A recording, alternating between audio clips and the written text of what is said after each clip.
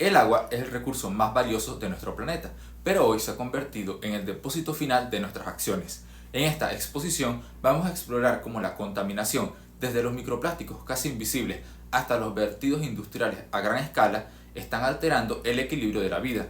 No solo hablaremos de lo que estamos perdiendo como la biodiversidad y la salud humana, sino también de cómo el cambio climático agrava esta situación y qué herramientas tenemos desde la legislación venezolana hasta los sistemas de gestión ambiental para contrarrestar este daño. Nuestro equipo está conformado por Valentina Marín, Joel Marín, Jonathan Michinaux y Fernando Pérez.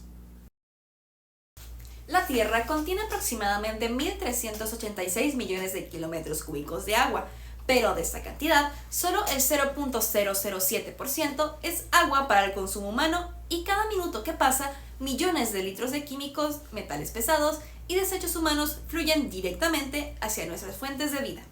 Según datos de la UNESCO y la ONU, actualmente más del 80% de las aguas residuales se vierten en los ríos y en el mar sin ningún tratamiento previo.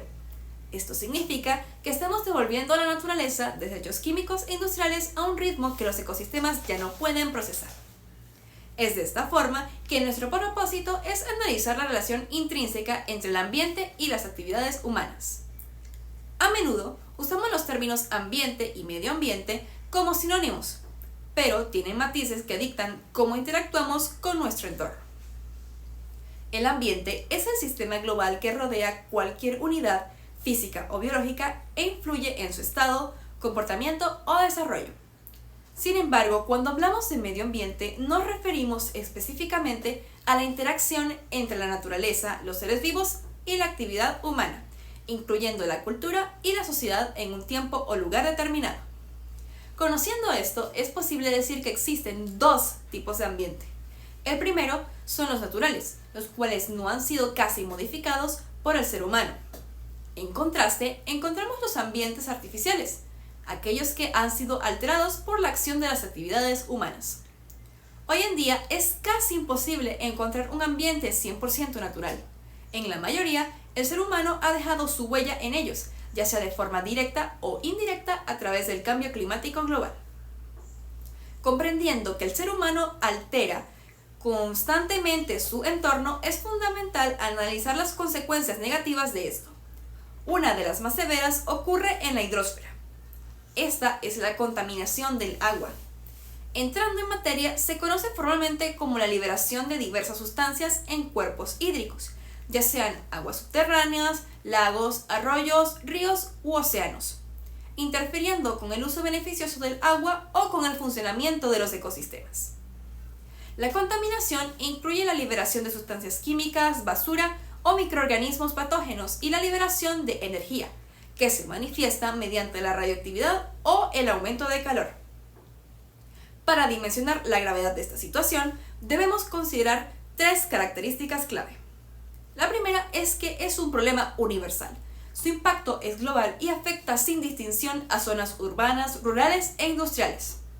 También es una amenaza directa. Pone en riesgo la salud pública y la disponibilidad del agua potable para el consumo. Y por último tenemos que su origen es claro. Esta degradación es causada mayormente por la actividad humana. Entender que la contaminación es un problema universal es solo el primer paso. El verdadero reto radica en identificar de dónde provienen estas sustancias. Por lo tanto, ahora les hablaré sobre las fuentes de contaminación del agua. La primera es la contaminación de fuente puntual y se define como aquella que emana de un único punto identificable. Su alcance no es necesariamente local, ya que puede propagarse por millas a través de vías fluviales y llegar hasta los océanos. Un ejemplo son las efluentes de fábricas, refinerías, plantas de tratamiento, fugas en sistemas sépticos y derrames químicos. Luego está la contaminación de fuente no puntual. Proviene de fuentes difusas y múltiples, lo que la convierte en la principal causa de contaminación hídrica. Ocurre principalmente a través de la escorrentia que arrastra contaminantes terrestres o desechos soplados por el viento hacia el agua. Y por último tenemos la contaminación transfronteriza. Este tipo de contaminación demuestra que el agua no reconoce fronteras políticas, ya que el flujo contaminado de un país termina vertiéndose en las aguas de otro. Puede originarse por desastres accidentales como grandes derrames de crudo o por el avance paulatino río abajo de desechos industriales y agrícolas. Una vez que comprendemos esto, debemos analizar cómo estos vertidos transforman la composición misma del agua. Así podemos establecer que existen los siguientes tipos de contaminación. Comenzamos con la contaminación marina, donde el 80% de esta proviene de la tierra. Los residuos plásticos y químicos llegan a los mares y océanos a través de los ríos y la escorrentía terrestre, degradando profundamente los ecosistemas costeros y de alta mar.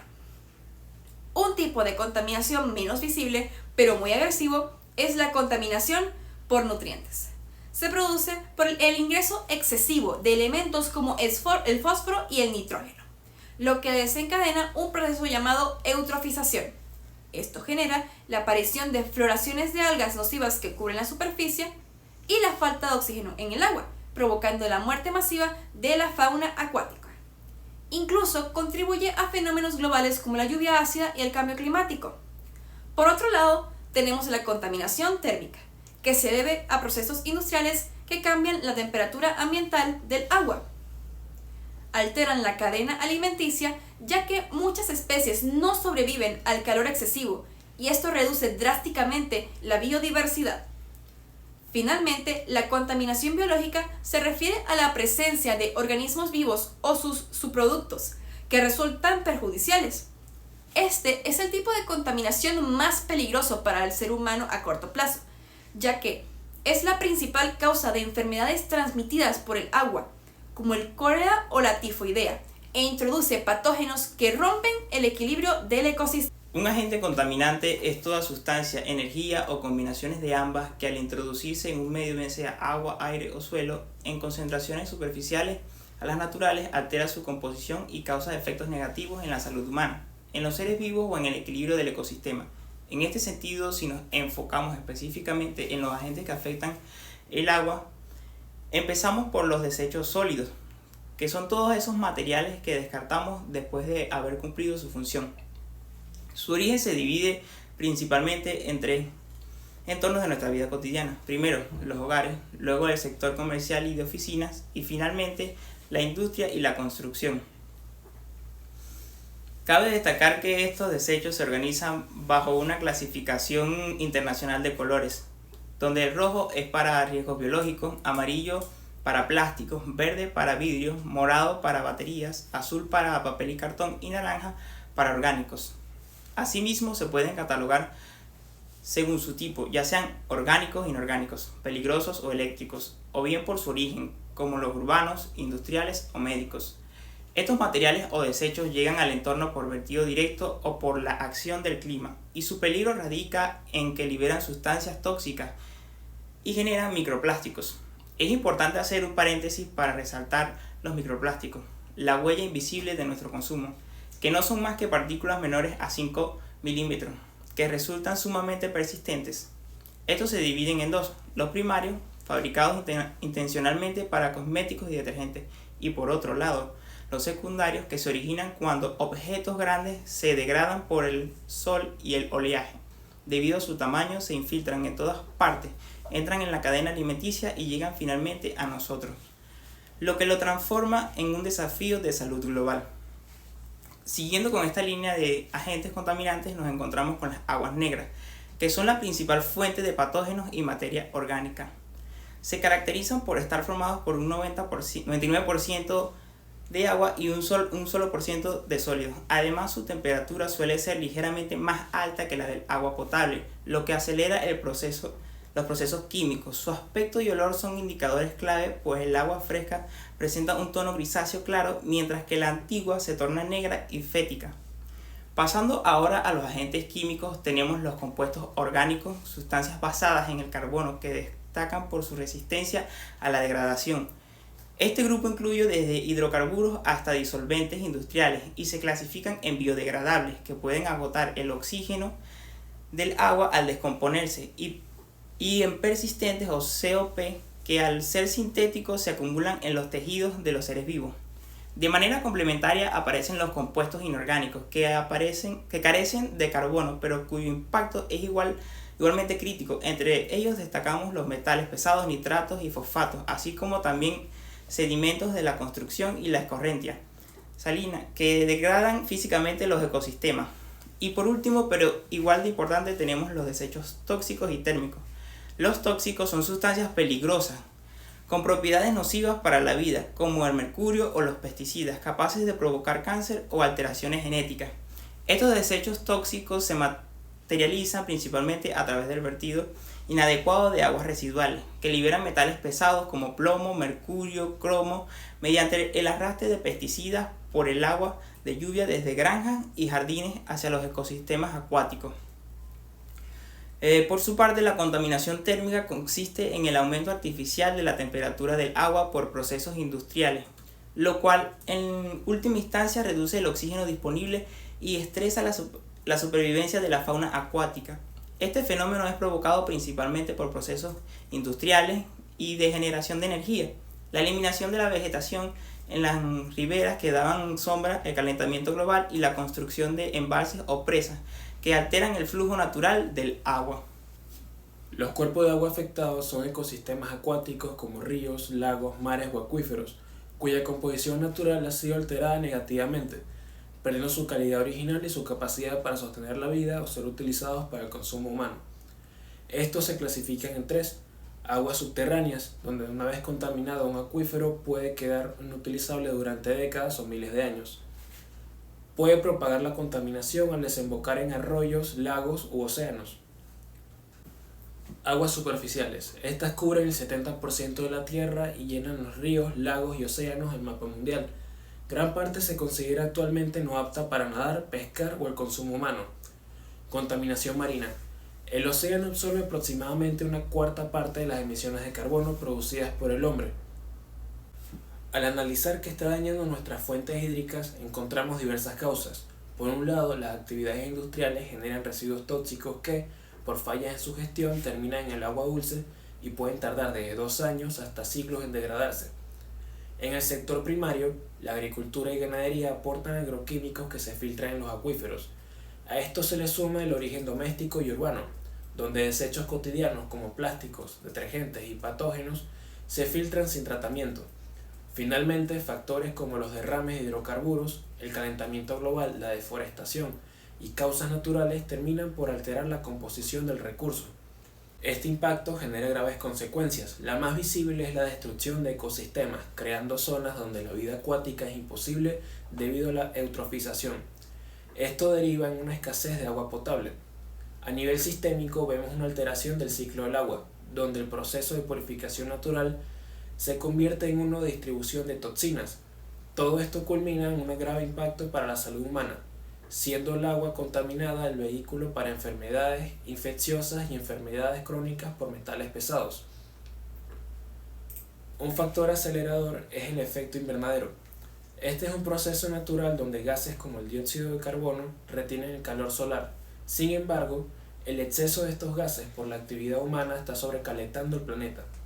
Este calentamiento global incrementa la temperatura media del sistema climático, lo cual degrada la calidad del agua al reducir el oxígeno disuelto y fomentar la acidificación.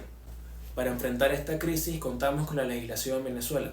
Nuestra base es la Constitución, donde el artículo 127 establece que es deber proteger el ambiente y el artículo 304 declara que todas las aguas son bienes de dominio público.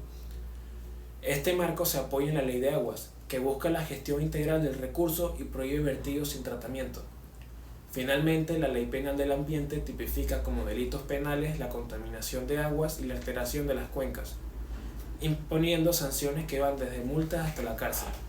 Para contrarrestar la contaminación del agua, necesitamos un enfoque de responsabilidad individual y colectiva, donde busquemos primero reducir tanto el volumen de agua consumida como la carga de contaminantes que vertimos en ella, disminuyendo y manejando de manera responsable el consumo de productos con empaques plásticos y evitar químicos domésticos agresivos que terminen en el desagüe. También reutilizar, aprovechar el agua que ya ha sido usada para una función pero que aún tiene calidad suficiente para otra tarea, sin necesidad de pasar por un proceso complejo de limpieza, así como darle un segundo uso a envases y productos antes de desecharlos. evitando que se conviertan en basura marina o microplásticos. Y por último, reciclar. Clasificar de manera correcta los desechos, vidrio, papel, plásticos, para que sean procesados industrialmente y no contaminen las cuencas hidrográficas. La ecoeficiencia es una de las herramientas más eficientes para combatir la contaminación del agua, ya que ataca el problema desde la raíz. Evita que el contaminante se genere en lugar de intentar limpiar el desastre después, reduciendo al máximo el impacto ambiental en todas las etapas de una actividad económica. Primero, minimizar el volumen de agua utilizada en industrias y hogares. Segundo, optimizar los procesos en empresas donde conscientemente se busca que los residuos no salgan de la planta. Tercero, el agua residual pasa de ser un desecho a un recurso, donde se aprovecha según las necesidades y capacidades de la empresa. Y por último, sustituir insumos tóxicos previniendo la calidad de lo que se mezcla con el agua. El Protocolo Kioto es un tratado internacional histórico para combatir el cambio climático, adoptado en 1997, que obliga a los países industrializados a reducir sus emisiones de gases de efecto invernadero en un promedio del 5% respecto a los niveles que había en 1990, estableciendo metas vinculadas y mecanismos de flexibilidad para ayudar a cumplirlas, y esto entró en vigor en 2005. Aunque está enfocado en el aire, también se relaciona con la contaminación del agua, al reducir los impactos del calentamiento global. Y esto se relaciona de distintas maneras, como por ejemplo, de manera que haya menos CO2 evita que el pH del agua baje y dañe los corales. El agua fría retiene más oxígeno, que es vital para la vida acuática, y protege los glaciares, que son nuestra mayor fuente de agua dulce. El sistema de gestión ambiental es un marco formal que ayuda a una organización u empresa a alcanzar sus metas ambientales a través de la revisión, evaluación y mejora constante de su desempeño ambiental. Su estándar internacional más conocido es la norma ISO 14001, que permite controlar los impactos ambientales de la empresa y mejorar su desempeño de manera continua. Primero, identificar cómo las actividades de la empresa afectan el agua. Segundo, implementar medidas como instalar plantas de tratamiento de aguas residuales o filtros para microplásticos. Tercero, monitorear y medir los resultados. Y de último, tomar decisiones para corregir las fallas y mejorar el proceso.